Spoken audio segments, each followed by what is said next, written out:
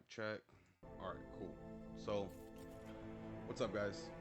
I started messing around with last Epoch, and been messing around with this for a while now. I've been working on this damn bleed Marksman for a minute, trying to get it to work the way that I want it to work.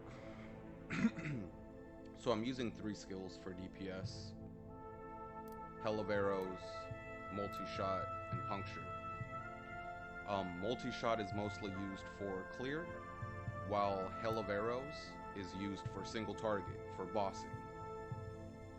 You really don't need that much DPS while you are going through the monoliths.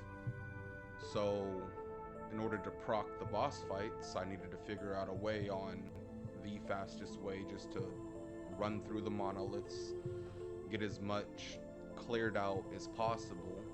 That way I could just move on to the next monolith, and, you know, just get stuff done. So, I've been using Multishot. It is a bleed Multishot, and there's a mechanic that we're using from Puncture that actually allows our Multishot to bleed.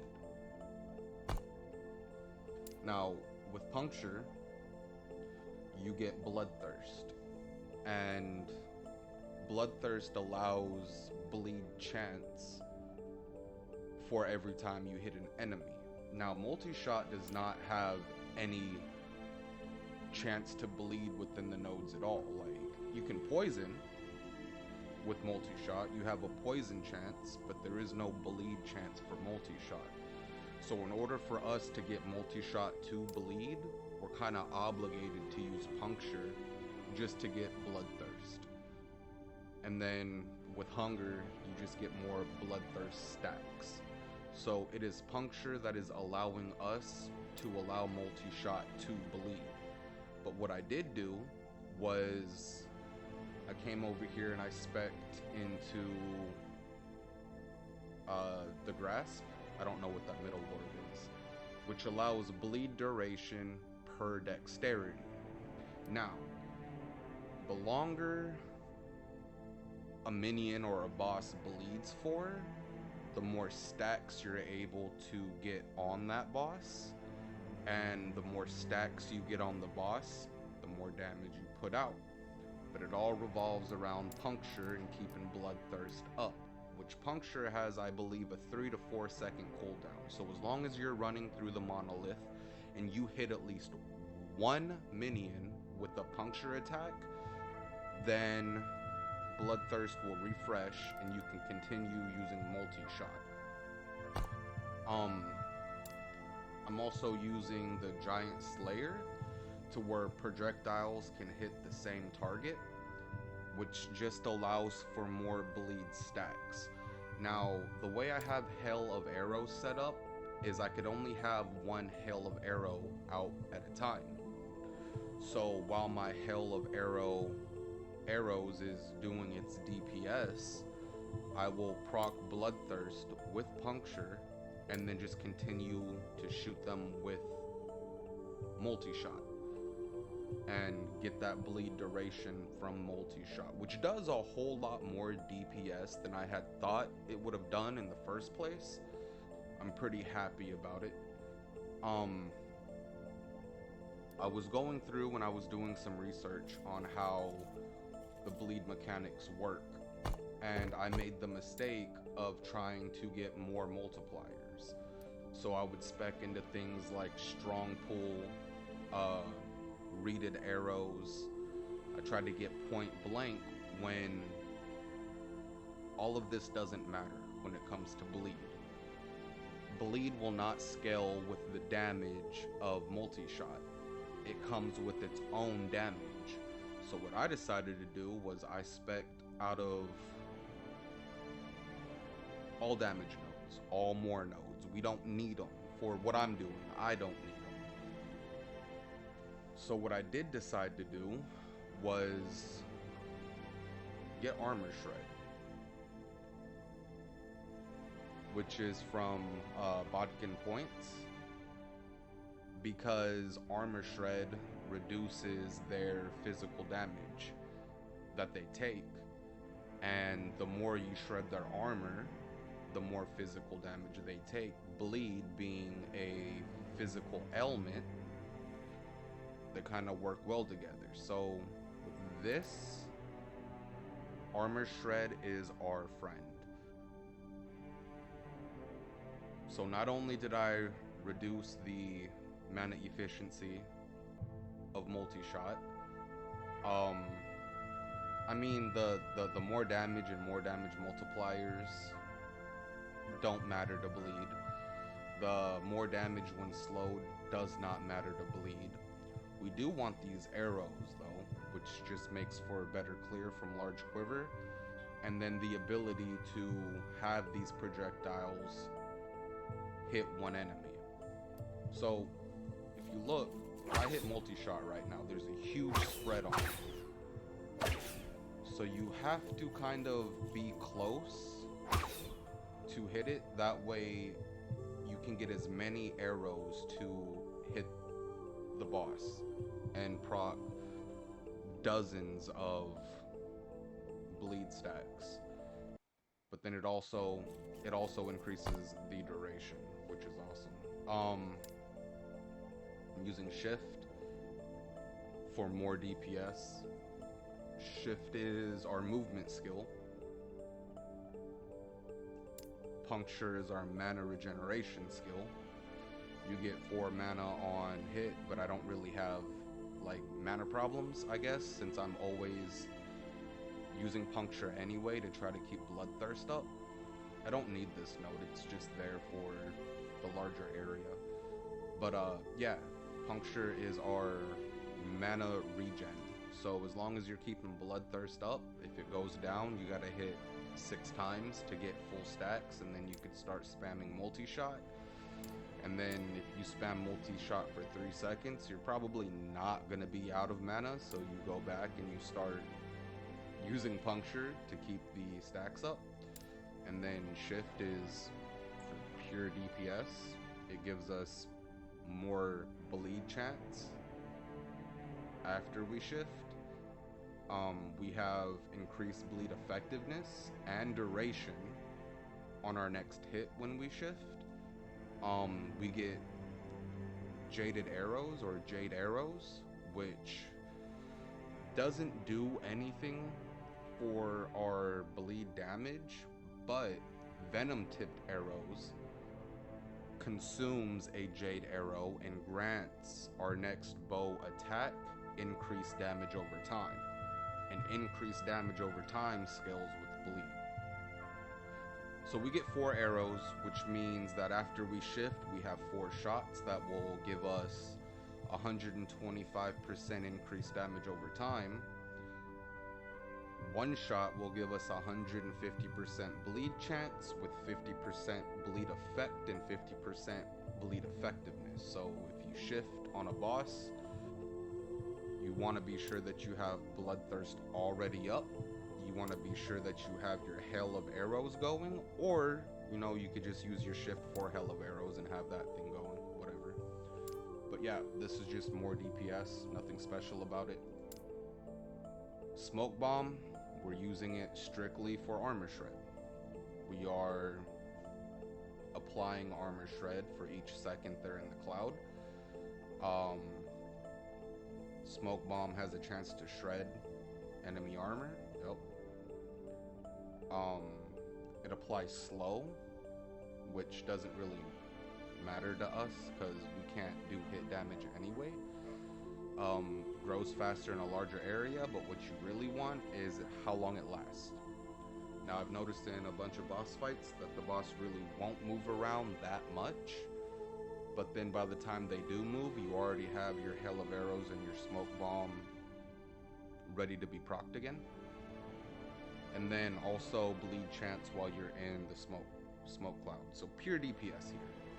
Pure DPS. The hail of arrow setup, armor shred, because armor shred reduces or increases their physical damage but reduces their armor. Has a chance to apply frailty, we don't care about that. deals damage in a larger area. I actually wouldn't take this node because decreasing the area would mean more arrows would hit a single target rather than having random arrows hitting around the target, but you kind of have to get this node. The longer it lasts is something you really, really want. So I went for duration, and I got the hunt, which is duration. Deals more damage. We don't need this. Why did I get this? Oh, I got it to spec over here into tear flesh, which is causing enemies to bleed each second. So it's 200% bleed chance for Hell of Arrows. So our Hell of Arrows is made up of duration, armor shred, and bleed chance. That is it.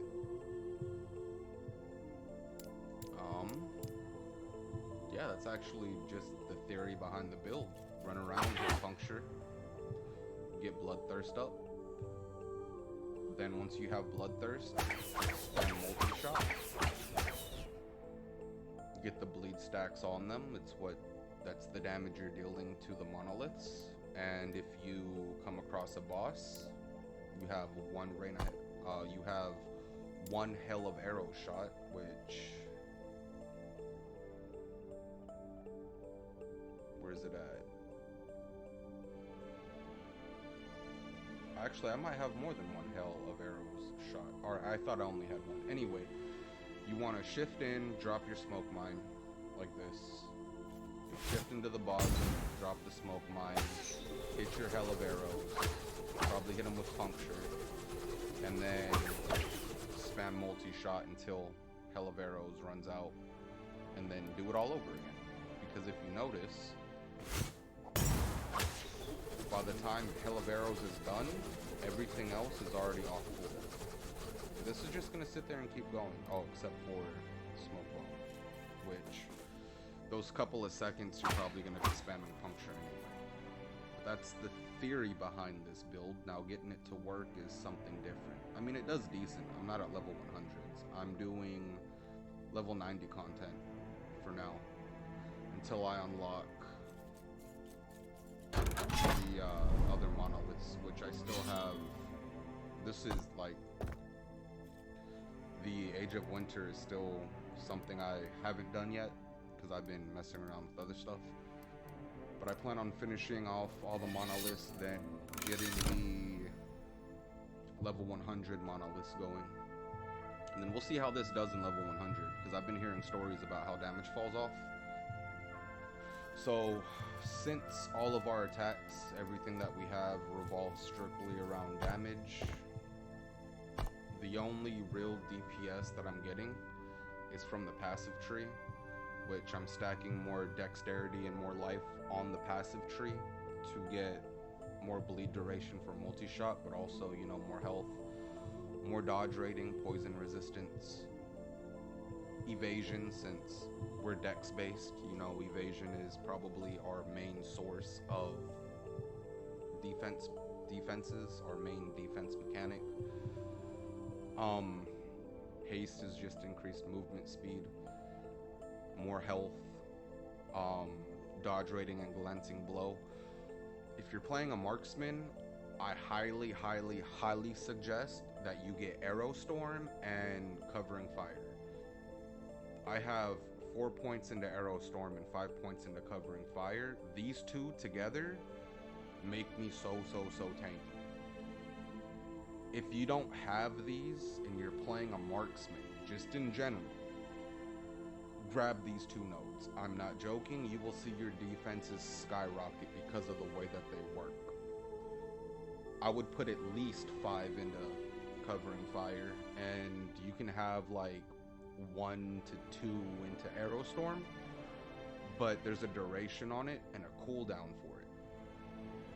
So you want Arrow Storm to be on cooldown, that way when it procs again, you get like your ward and defenses, and you don't get one-shotted anymore. Basically, Covering Fire and Arrow Storm prevents you from being one-shotted. But if it's on cooldown, then yeah, you could be one-shotted. So you want this to be off cooldown as much as possible. Other than that, it's still, you know, health gained. Dexterity, dodge rating.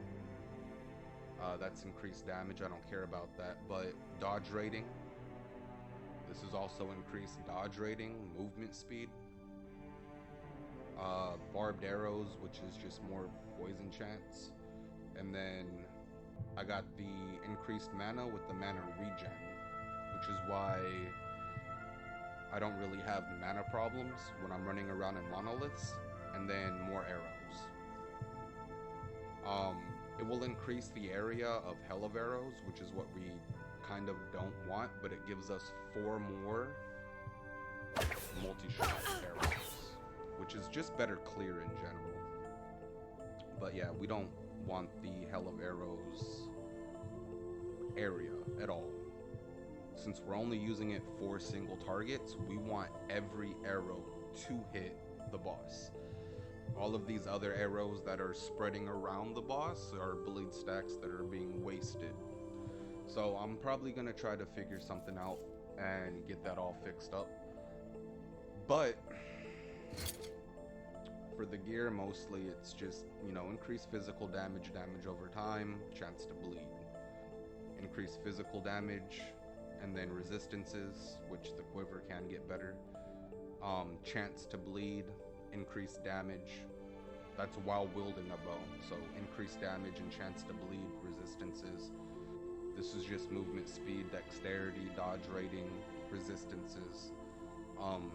Increased damage over time. I don't need critical strike chance, but it has armor shred and resistances. This is damage over time. Don't need the cold damage, but resistances. The amulet, damage over time, resistances. And the helmet I'm using for the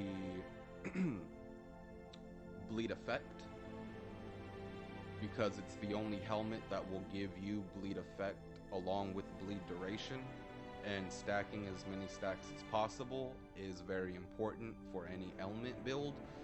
And this is the only helmet that will give us bleed effect and bleed duration, which will scale with multi-shot because you're getting bleed duration from multi-shot. And then there's a pair of gloves that will also give bleed effect and bleed duration called Salt the Wounds. I haven't grinded those out yet. I'm gonna finish my monoliths, then I'm gonna grind them out at the level 100 since it's a very rare drop. The belt gives chance to bleed on hit, and then +1 to physical skills. Puncture is a physical skill. Multi-shot is a physical skill. Rain of arrows is a physical skill. So you get +1 to hell of arrows, multi-shot, puncture, along with bleed chance and movement speed. Which movement speed is kind of whatever, but it's strong. It is. These boots have 17, 16, like almost 30, or like 30 something movement speed on them, which is good because movement speed allows you to run away from attacks without having to use shift. So movement speed is strong. The idols, just, you know, physical damage over time, physical damage over time, physical damage over time, physical damage over time, chance to bleed, physical damage, damage over time. That has physical resistances. That's just elemental res. Physical damage, damage over time, and physical damage, damage over time. Yeah, that's the idols. Of course, completely res capped. You want all of your resistances capped. I'm sitting at just 28 dexterity, but that's gonna go up when I level. I'm still only level 89. I have to level 100, so for now, I'm tanky enough to do the content. 49. I have 49 movement speed, which is pretty dope. Bleed chance is at 87% with 631 bleed damage, but that's not including bloodthirst and then the bleed chance from hail of arrows and the bleed duration that you get. So this will go up. You have way more bleed chance than just 87. and your bleed damage is probably 631. But yeah, basically that's the idea for it. The only things that I'm really gonna work on with this is getting a bow that has a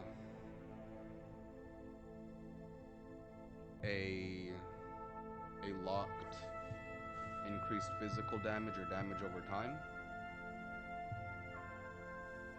And then I'm gonna craft critical shot multiplier or crit multiplier on the bow and the quiver, since the bow and the quiver are the only like 2 spots that you can get a ton of crit multiplier.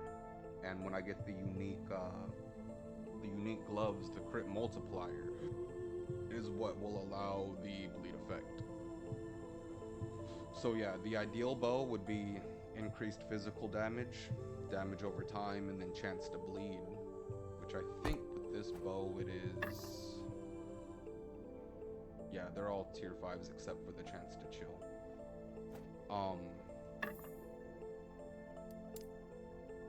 But yeah, you're gonna wanna, what is it called? What is that glyph called? The glyph is, I don't know the name of it, but it's one of these over here that will allow you to take your physical damage or your damage over time, and it will go into its own little area and open up another prefix, which you would ideally want to roll